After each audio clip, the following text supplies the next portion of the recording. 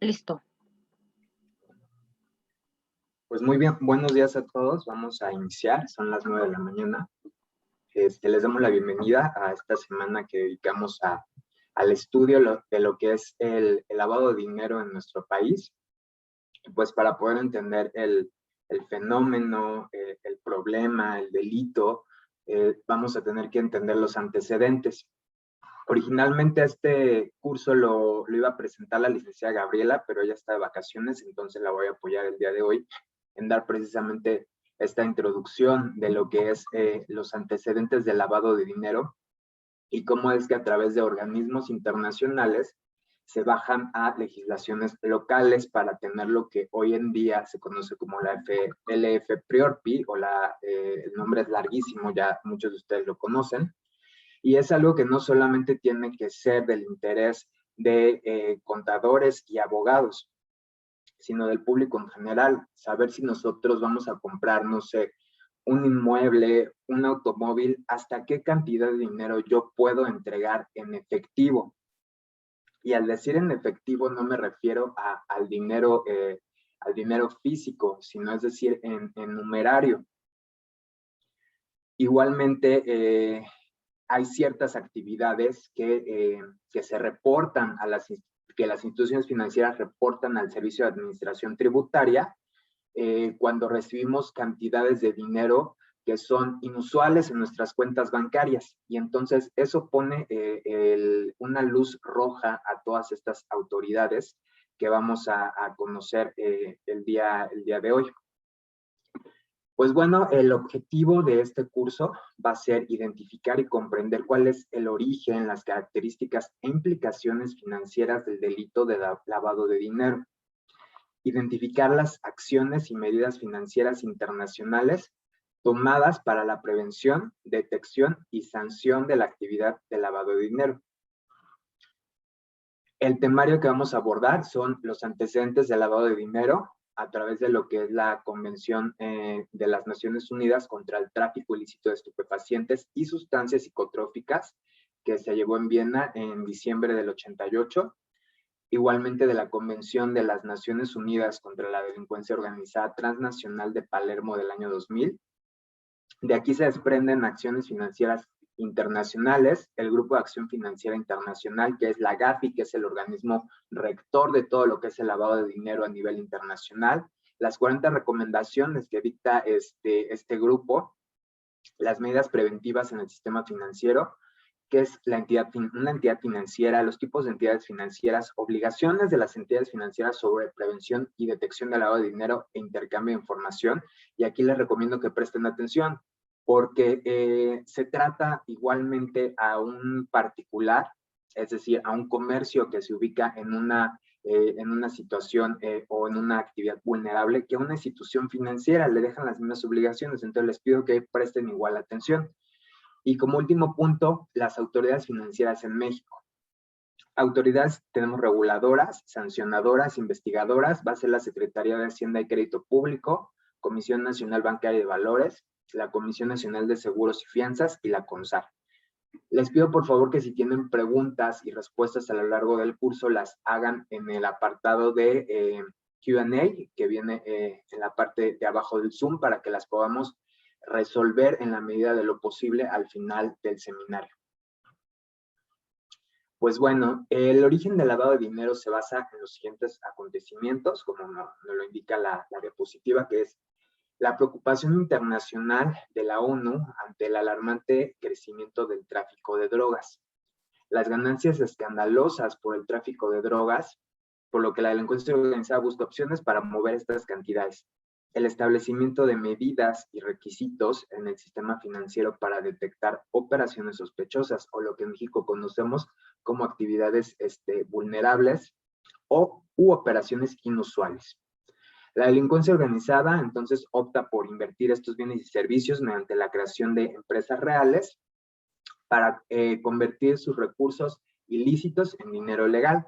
Los antecedentes de lo que es el lavado de dinero regulado se remontan muchísimos años atrás, en los años 20, cuando en Estados Unidos se empieza a dar este fenómeno. El crimen organizado ya no tiene como cómo darle valor limpio, por así decirlo, a ese dinero. Era dinero sucio.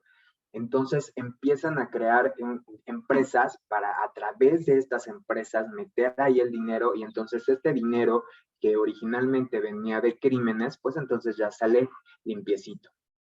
Pero sin embargo es hasta los años 80, hasta la década de los 80 que se empieza ya a regular en forma internacionalmente. La siguiente, por favor. En la Convención de las Naciones Unidas contra el Tráfico Ilícito de Estupefacientes y Sustancias Psicotrópicas, que es una convención que se lleva en Viena en diciembre del 88, esta convención tiene como finalidad el promover la cooperación de las partes para hacer frente al tráfico de estupefacientes. Se tomaron resoluciones en lo que se refiere a la tipificación de delitos relacionados con el tráfico de estupefacientes, sanción, competencia y decomiso. Las partes adoptan medidas u firman adoptar medidas necesarias para tipificar delitos penales referentes a la adquisición, posesión y cultivo de estupefacientes. Las partes consideran la posibilidad de invertir la carga de la prueba respecto al origen lícito del supuesto producto de los sujetos a decomiso. Aquí quiero hacer un paréntesis, porque si ustedes ven, la regulación se refiere exclusivamente a lo que es el narcotráfico o al tráfico de estupefacientes. Y la realidad de las cosas es que hay estudios internacionales que demuestran que los principales recursos o el principal, lo que más dinero deja en cuanto es actividades ilícitas, no es el narcotráfico, sino resulta impresionante cuando estos estudios demuestran que es el tráfico de personas, y es algo de lo que no se habla. O sea, pensamos que el gran negocio es los estupefacientes o las drogas. No, es el tráfico de personas. Entonces, pues, imaginemos qué tan grande tiene que ser el negocio para incluso estar sus ingresos por arriba de lo que son el tráfico de drogas. Y al decir la trata de personas o el tráfico de personas, es explotación sexual infantil, explotación de personas. Entonces nos damos cuenta que pues precisamente el fenómeno lo tenemos aquí en México. Podemos pasar por cualquiera de estas famosas avenidas, llámese Tlalpan, Sullivan, Puente de Alvarado, en el que pues se realiza la prostitución, y son mafias perfectamente organizadas, y pues a veces no sabemos si realmente lo están haciendo por convicción las personas que se dedican a esta actividad, o sin embargo están sujetas a una mafia, ¿no? Entonces es importante conocer que el dinero ilícito no solamente proviene del tráfico de estupefacientes, sino de muchas otras cuestiones. La primera, se los vuelvo a repetir, de acuerdo a estudios internacionales, el tráfico de personas, pero también el tráfico de armas, incluso lo que es la defraudación fiscal, son pues delitos de alto impacto que generan muchísimos recursos y que pues al final del día hay que gastarlos, porque incluso pues, los narcotraficantes o los delincuentes pues tienen cuentas bancarias, ¿no? Pero pues hay que lavarlo. Entonces, es por eso que yo no estoy tan de acuerdo en que, o a lo mejor el tratamiento no es el adecuado, porque de origen no atacó el problema, sino únicamente se centró en lo que es el narcotráfico. La siguiente, por favor.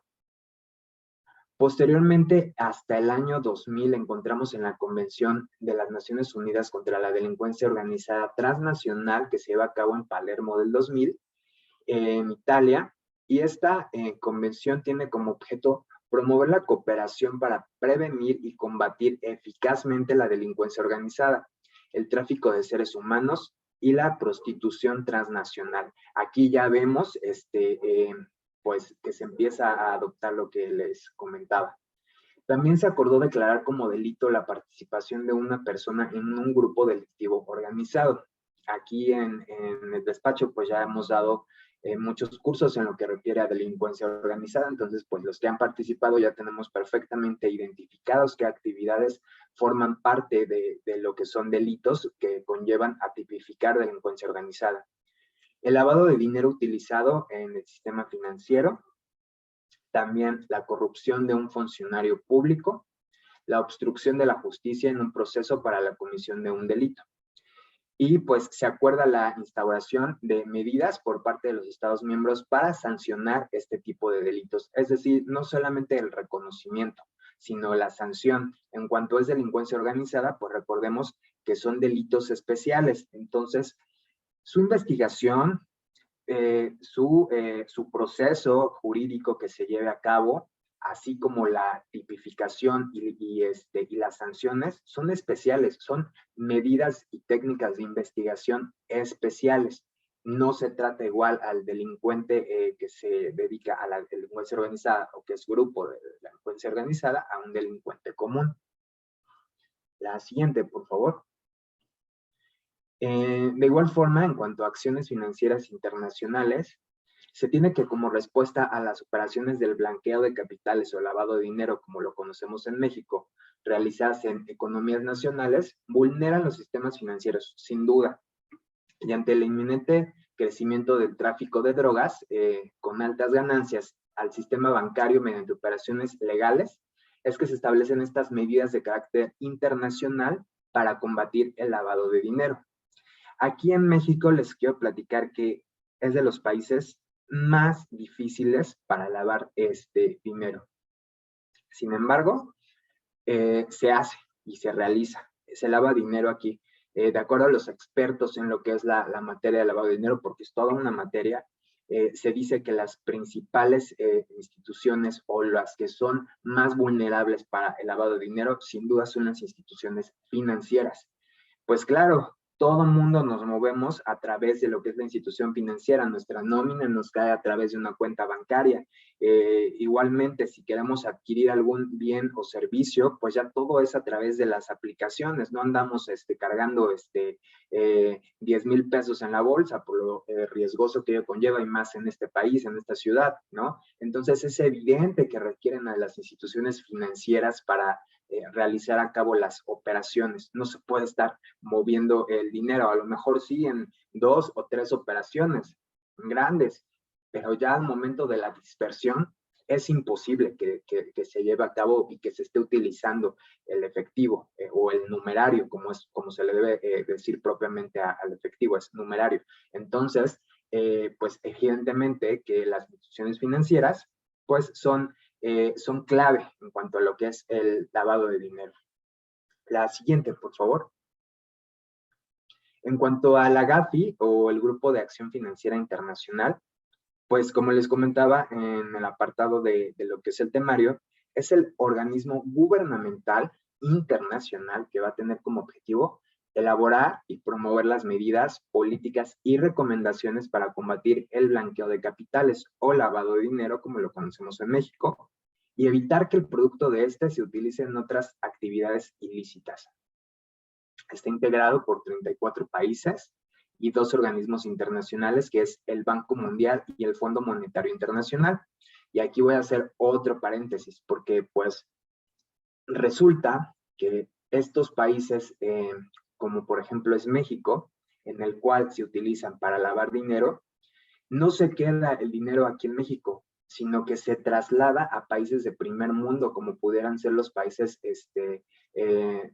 neerlandeses, o bien a otras naciones. No se queda aquí en México. Lo bueno, lo padre sería que, pues, ok, se lave aquí en México, se quede aquí en México, se gaste aquí en México, pero no.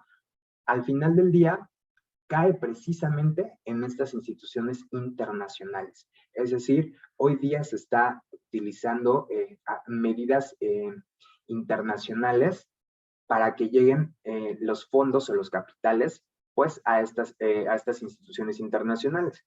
Si es dinero ilícito, pues o sea, a lo mejor lo adecuado sería pues como la droga, ¿no?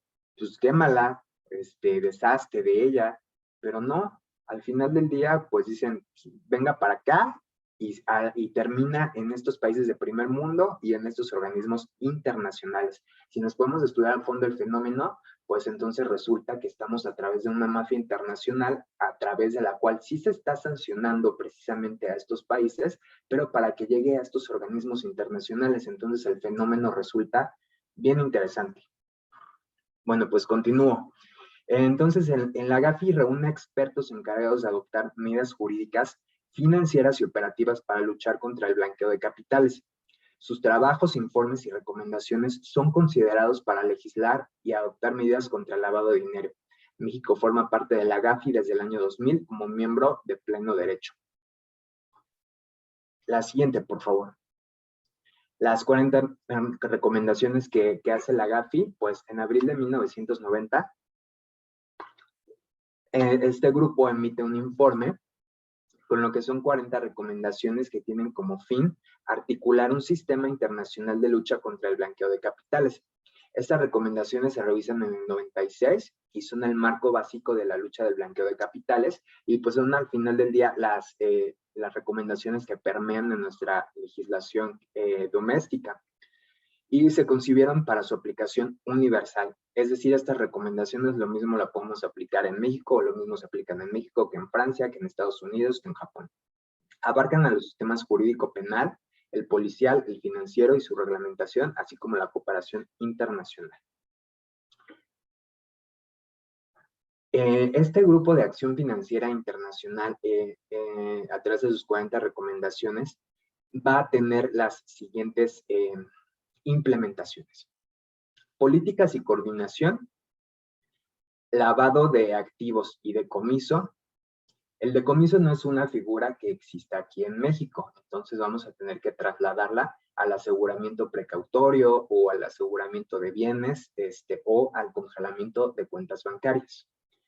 El financiamiento del terrorismo y de la proliferación de armas, las medidas preventivas, la transparencia y beneficiario real de personas jurídicas y otras estructuras, facultades y responsabilidades de autoridades competentes y otras medidas. Para finalizar mi parte, yo nada más les quiero hacer un interrogatorio y que se lo hagan ustedes mismos. Aquí en México, ¿cuántos casos conocen, salvo el de la semana pasada, o sea, que detuvieron a un grupo de africanos que estaban lavando dinero aquí en México para que llegaran a un país de África? Honestamente no recuerdo el nombre. Pero ¿cuántas bandas conocen ustedes que haya desarticulado, ya sea en su momento la fiscalía o los MPs o la procuraduría, que era en su momento? O sea, la realidad es que no. La realidad es que no se están desarticulando ninguna bandas de crimen organizado que se dediquen al lavado de dinero, más que les comento la de la semana pasada, pero pues es un grupo de mafiosos, o sea, pequeño. O sea, yo estoy hablando a niveles globales, un cártel de Jalisco, un cártel, o incluso al empresario que están persiguiendo por lavado de dinero, pero al final del día no logran desarticular o realmente se dice que le aseguran sus activos al rey del outsourcing. Pues no, o sea, no hemos sabido. Entonces, resulta que bien es cierto, pues estas medidas no están siendo lo suficientemente eficaces o eficientes para lo que es el lavado de dinero per se, y para sancionarlo. Porque al final del día, como les comento, este dinero ya limpiecito y planchadito está llegando a estos organismos internacionales a través de mecanismos jurídicos. Pues de mi parte sería todo. Yo le cedo la palabra a la licenciada Margo Aranda, que nos va a dar la siguiente parte de la exposición. Oiga, ya voy a encender el micrófono. Gracias, Héctor. Bien, pues recordemos que la finalidad de este tema es sin duda hablar del sistema financiero desde una perspectiva en la que nosotros podamos entender qué instituciones van a ser aquellas que nos van a permitir regular y llevar a cabo todas esas funciones de captación de las unidades de dinero.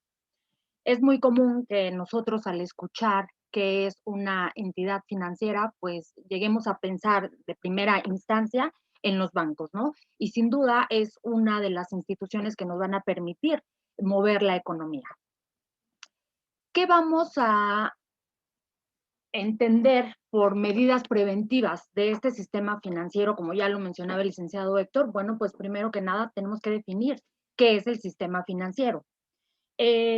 Esta regulación del sistema financiero está basada o está estipulada en nuestro órgano constitucional, atendiendo específicamente los artículos 25, 26 y 28, en donde se regula precisamente la rectoría económica y el sistema financiero.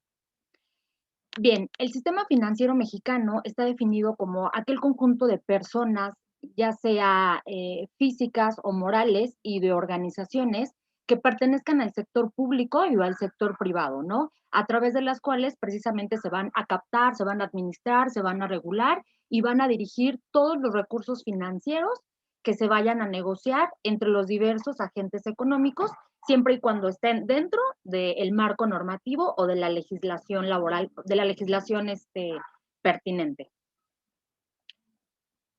¿Cómo está estructurado nuestro sistema financiero? Bueno, pues vamos a tener instituciones regulatorias y sobre todo vamos a tener jerárquicamente instancias que van a tener como el mayor control sobre las demás. Aquí en el diagrama, pues ustedes verán que lo encabeza la Secretaría de Hacienda y Crédito Público. Más adelante vamos a mencionarles las facultades y o específicamente a qué se dedican estas instituciones, qué hacen, ¿no? Pero primordialmente el rector, pues va a ser la Secretaría de Hacienda y Crédito Público. De ahí vamos a bajar al Banco de México y a través del Banco de México vamos a tener instancias regulatorias como puede ser el IPAB, como puede ser la CONSAR, la CONDUCEF, la Comisión Nacional de Servicios Financieros, la Comisión Nacional Bancaria y de Valores, y a su vez, pues vamos a tener otras instituciones que aparte de regular, pues también nos van a permitir darle esa protección al usuario de su recurso económico, ¿no? Vamos a tener desde las afianzadoras hasta las sociedades mutualistas de seguros y a su vez las instituciones reguladoras como la CONSAR y la CONDUCEF, pues también van a estar como no alineadas, pero van a estar como por encima de los sistemas bancarios, de los sistemas bursátiles y de las organizaciones auxiliares de crédito. También es importante que dentro de esta estructura del sistema financiero vamos a encontrar a las AFORES y a las CIFORES. Y bueno, es muy importante también definir o entender esta diferencia entre el sistema financiero y la entidad financiera. Parecería que es lo mismo, pero no. Por entidad financiera vamos a entender, de acuerdo al Código Fiscal de la Federación, en su artículo 15C, que va a ser aquella institución de crédito o instituciones de seguros que ofrecen seguros de vida, administradoras de fondos para el retiro, uniones de crédito, casas de bolsa, etcétera. O sea, la entidad financiera va a venir siendo como aquella institución financiera en el cual me va a permitir regular mi dinero, ya sea invirtiendo, ya sea a través de la obtención de algún crédito, ya sea a través de la adquisición de una hipoteca, etcétera. O sea, va a ser aquella entidad, por así decirlo, que se va a encargar de velar por mi interés económico. Y bueno, ustedes se darán cuenta que el propio artículo del Código Fiscal, más allá de definirnos qué viene siendo como una entidad, pues prácticamente de forma enunciativa nos encarga de decir, van a pertenecer a este grupo todas aquellas instituciones. ¿Cuáles? Bueno, pues desde la A a la K vamos a tener este tipo de autoridades o instancias, mejor dicho. Vamos a tener a las sociedades controladoras de grupos financieros, vamos a tener a las casas de bolsa, las instituciones de crédito. Aquí en instituciones de crédito prácticamente entran todos los bancos, ¿no? BBVA Bancomer, Santander, Scotian, etcétera, ¿no? Las casas de bolsa, bueno, pues todas aquellas que participan también dentro de la Comisión Nacional, dentro de la Bolsa de Valores, perdón.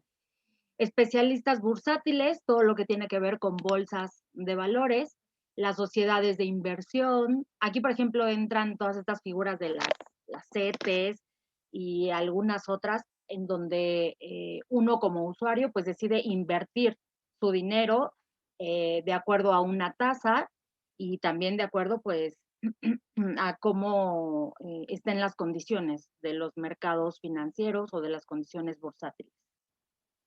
Vamos a tener también a las sociedades operadoras de sociedades de inversión, a las distribuidoras de acciones de sociedades de inversión, los almacenes generales de depósito, las uniones de crédito y pues las arrendadoras financieras. Y aquí, por ejemplo, también entran mucho los financiamientos, ¿no? Para poder adquirir bienes muebles, como puede ser algún vehículo. Y bien, obviamente todas estas instancias pues van a tener obligaciones, ¿no? Y estas obligaciones tienen que ver respecto de la prevención y la detección del lavado del dinero, ¿no? Únicamente van a estar previstas dos obligaciones con las que tienen que cumplir todas estas entidades financieras. La primera de ellas es que realmente se comprometan y establezcan medidas y procedimientos para prevenir y detectar actos y omisiones que involucren los recursos de procedencia ilícita. Como bien lo mencionaba el licenciado Héctor, pues no basta ya con que tengas ingresos a tu cuenta, ya sea por sueldos y salarios, o bien porque estás tributando bajo un régimen como el de personas físicas bajo actividad empresarial y tengas que acreditarle tú a la instancia, pues prácticamente el proceder de esos recursos, ¿no? Sino que estas entidades van precisamente a establecer y a participar un poco con las instituciones bancarias para que el ingreso o los ingresos que estés teniendo realmente correspondan a la actividad que estás realizando y no se desvíe a un tema de que lo que estás percibiendo pues es de alguna actividad ilícita, ¿no? Vamos a tener también como la segunda obligación, pues la presentación ante las instancias correspondientes, que es la Secretaría de Hacienda y Crédito Público y la Comisión Nacional Bancaria y de Valores.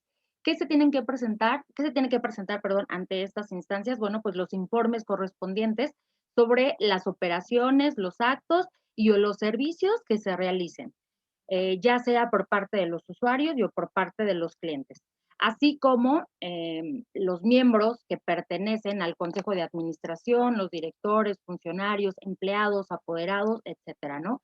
Prácticamente aquí estamos hablando de una rendición de cuentas. Ahora bien, vamos a hablar acerca del intercambio de la información. Aquí este tema versa sobre la obligación que van a tener las instituciones y las autoridades financieras de proporcionar la información, ya sea a través de su ámbito local, federal o bien al exterior, ¿no? Esto quiere decir, pues, en el extranjero.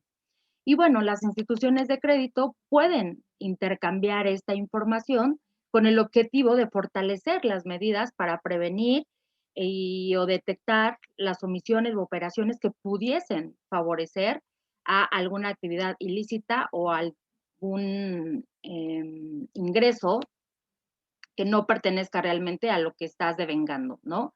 Entonces, asimismo, pues van a, a colaborar entre ellas para prestar ayuda, auxiliarse y o bien cooperar ante cualquier especie para prevenir pues toda esta serie de delitos, ¿no? Delitos que van a estar regulados en leyes especiales. Y bueno, regresando un poco al diagrama que les comentaba anteriormente, ahora sí vamos a platicar acerca de las funciones que tiene cada una de estas instancias. Prácticamente vamos a seleccionar las más importantes desde nuestro punto de vista, de acuerdo al temario, porque la verdad es que hay unas que también entran a ser parte de una regulación financiera, ¿no? Y si bien es cierto, pues van a tener diferentes facultades, pues la verdad es que van a estar dentro de ese ámbito, ¿no? De su regulación. Entonces vamos a tener, como bien les decía, por orden jerárquico, a la Secretaría de Hacienda y Crédito Público. ¿Qué facultades o qué va a hacer esta instancia? Bueno, pues primero que nada va a coordinar los esfuerzos de regulación y supervisión de todas las instancias financieras. Es decir, esta autoridad sí va a tener como la facultad para requerir a todas, ¿no? Para solicitarles la rendición de cuentas y a su vez ella, o esta, mejor dicho, también va a estudiar y a formular los proyectos y va a emanar todas aquellas disposiciones fiscales para la legislación de ingresos y o manejos de la deuda pública. Va también a realizar y autorizar las operaciones en que se realice el crédito público Y entre otras tantas, también va a planear, a coordinar, a evaluar y a vigilar el sistema bancario del país, de todo el país, ¿no? Vamos a tener también a la Comisión Nacional Bancaria y de Valores, y bueno, dentro de las facultades de esta instancia va a ser la de supervisar y regular a todos los bancos, ¿no? Entre otras entidades financieras. Esta instancia también va a dar permisos a quienes quieran aperturar alguna institución, como puede ser algún banco. Entonces, si les va a dar como esta facultad para abrir, pues también va a tener la misma para cerrarlo porque no estén cumpliendo con la regulación, ¿no? Con toda la normatividad. A su vez, también va a expedir las normas respecto de la información que debe proporcionar periódicamente las entidades financieras, ¿no? Esto tiene que ver un poco con las tasas de interés, un poco también con cómo se está dando el cambio para la adquisición de monedas o el cambio de las mismas, ¿no? Y obviamente también va a investigar aquellos actos de las personas físicas y o de las morales que no siendo entidad del sector financiero como tal, pues hagan suponer la realización de operaciones violatorias de las leyes. ¿Esto qué significa? Bueno, pues significa que aquellas instancias que se dediquen a prestar dinero, pero que no presten el dinero bajo la regulación que establece la ley y que sea un modus operandi para efectuar fraudes, bueno, pues entonces va a tener las facultades de requerirlos e inclusive de interponer la denuncia correspondiente, ¿no? Es muy común que, que si no tenemos conocimiento de las entidades financieras que nos regulan, de la normatividad que les aplica, pues entonces nos veamos expuestos a los fraudes, ¿no? Hay ejemplos muy comunes en la vida cotidiana respecto de personas que se les hace muy fácil soltar su información, ¿no? Su información personal, privada, y obviamente se la dan a estas instituciones que pseudo operan como entidades financieras para poder adquirir préstamos en un menor tiempo que si te lo ofrece una institución bancaria realmente establecida, ¿no? Es muy común encontrar este tipo de entidades en los periódicos o inclusive en internet, en donde te dicen, nosotros te damos un préstamo a 24 horas, ¿no? Pero pues realmente no conocen a fondo cómo está este tipo de regulación y bueno, son personas que son eh, que es muy factible, ¿no? Que se vean inmiscuidos en un fraude por generar o soltar sus datos y pues no conocer aquellas instituciones financieras que realmente están reguladas. Otra de las instancias importantes, pues va a ser la Comisión Nacional de Seguros y Fianzas. Aquí la verdad es que todas aquellas personas que tenemos algún seguro, la adquisición de una fianza, el vehículo, etcétera, bueno, pues nos vamos a estar rigiendo bajo la normatividad de esta institución, que obviamente va a ser la encargada de supervisar que la operación de los sectores asegurador y afianzador se apegue al marco normativo. ¿Cómo? Bueno, pues presentando obviamente preservando, perdón, la solvencia y la estabilidad financiera de todas estas instituciones. ¿Para qué? Bueno, pues para garantizar precisamente los intereses del público usuario. Vamos a tener también que va a autorizar la operación de las instituciones o sociedades mutualistas. Aquí pareciera que es un tema muy complejo porque vienen muchísimos tecnicismos y muchas normatividades, pero la verdad es que recuerden que nosotros vamos a estar aplicando la normatividad al caso concreto. Si estamos hablando de la adquisición de alguna fianza o de la adquisición de algún seguro, etcétera, bueno, pues entonces nos vamos a regir por el ordenamiento que debe ser. Entonces aquí prácticamente dentro de las facultades más importantes, pues está la autorización de las operaciones de estas instituciones, entre otras, ¿no? Y por último, también va a supervisar la solvencia de estas instituciones de seguros y fianzas, ¿no? No es posible que una de estas instituciones esté operando y permitiéndole a los usuarios acceder a las mismas si no cuenta realmente con la solvencia, ¿no? Obviamente tendría que acreditarlo y tendría que estar regulado para poder brindarle la atención a todos aquellos usuarios que requieran de un servicio de esta naturaleza. Y bueno, por último vamos a tener a la CONSAR. La CONSAR pues es la Comisión Nacional del Sistema de Ahorro para el Retiro. Nos pareció muy importante hablar de esta institución porque la mayoría desconoce que todos en realidad tenemos derecho a ver el tema y a decidir qué tipo de Afore vamos a elegir para que cuando decidamos retirarnos y lleguemos a la edad de la vejez, pues realmente sea esta administradora de fondos la que esté regulando durante toda mi vida laboral, pues mi dinero, ¿no? Entonces, esta institución va a autorizar y a supervisar los fondos de las pensiones, ¿no? En donde, como bien lo saben, pues las personas que trabajan ahorran una parte de ese dinero, no es que lo ahorremos nosotros a través de nuestro bolsillo, ¿no? Sino este ahorro viene prácticamente de las aportaciones que se hacen de forma tripartita, es decir, el patrón, el trabajador y una parte del gobierno, ¿no? Entonces, después de haber trabajado por muchos años, pues entonces, al dejar de hacerlo, nosotros nos vemos en el derecho de adquirir precisamente una pensión, ¿no? Entonces, ¿qué pasa con todos esos ahorros o con todas esas cuotas que se estuvieron generando durante mi vida laboral? Bueno, pues van a estar resguardadas a través de una Afore. Y de ahí la importancia que ustedes revisen con qué Afore es la que les da una mayor tasa o mejores intereses, etcétera, ¿no? Hay por ahí una tabla, si ustedes se meten en la página de la Conducet, hay una tabla en donde esta instancia pues, nos da a conocer prácticamente cuáles son las mejores Afores, ¿no? En cuestión de rendimiento. Entonces, es muy importante que hagan la selección correcta de su Afore para que a su vez, el día de mañana que llegasen a tener alguna contingencia a futuro, bueno, pues acudan ante esta instancia, la CONSAR. ¿Por qué? Porque dentro de sus facultades, pues también va a estar precisamente la emisión en el ámbito de su competencia, pues de regular, ¿no? A todos aquellos participantes que hayan tenido la elección de su Afore o de los sistemas de ahorro para el retiro. Y por último, pues también va a emitir las reglas de carácter general respecto de cómo van a estar operando en el mercado y cómo va a ser el pago de los retiros programados.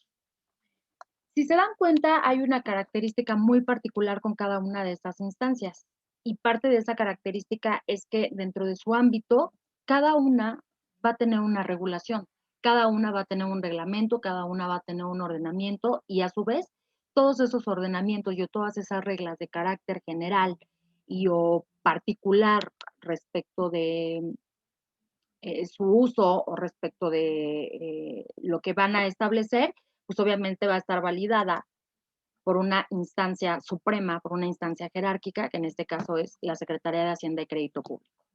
Y no son todas las facultades, no son todas las facultades, la verdad es que la lista de cada una de ellas y demás instancias es enorme, ¿no? Entonces, son las más importantes. En caso de que ustedes gusten profundizar en el tema y os encuentren en algún caso en específico, pues habría que ir al ordenamiento en específico para ver realmente qué facultades sí va a tener la instancia, en cuáles sí va a tener la capacidad de pronunciarse respecto a alguna contingencia y o bien en cuáles no, pero le va a ceder las facultades a otra instancia de menor jerarquía. ¿De acuerdo? Entonces, con esto damos por concluido el curso de los antecedentes de lavado de dinero. Les agradecemos su participación. Si tienen alguna duda o comentario, nos la pueden hacer llegar a través de el chat.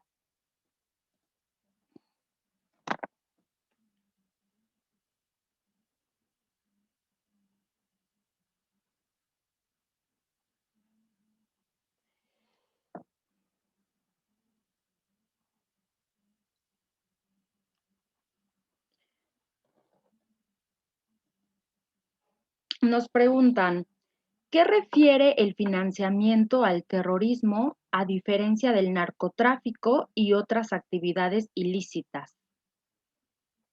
Nos pregunta Eric Rubin.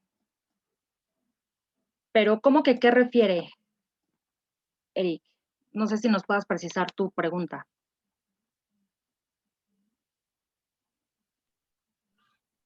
Quiero entender que su pregunta va en función de a qué se refiere el financiamiento al terrorismo. El financiamiento de terrorismo no es otra cosa que financiar a grupos delictivos que se dedican a actividades terroristas. Y actividades terroristas, ya lo hemos visto en el curso de delincuencia organizada, que terrorismo no solamente es tirar edificios o hacer explotar un metro, sino son precisamente crear actos o infundar miedo en una sociedad a través de diversos mecanismos. Eso es a lo que se refiere el financiamiento al terrorismo. Al final del día, de algún medio tiene que llegar esos recursos. Entonces, eso es el financiamiento del terrorismo. Patrocinar o darle dinero a estos grupos delictivos para que lleven un determinado fin. Espero que esa sea la función de tu pregunta, Eric. Si no es así, para que nos lo hagas saber.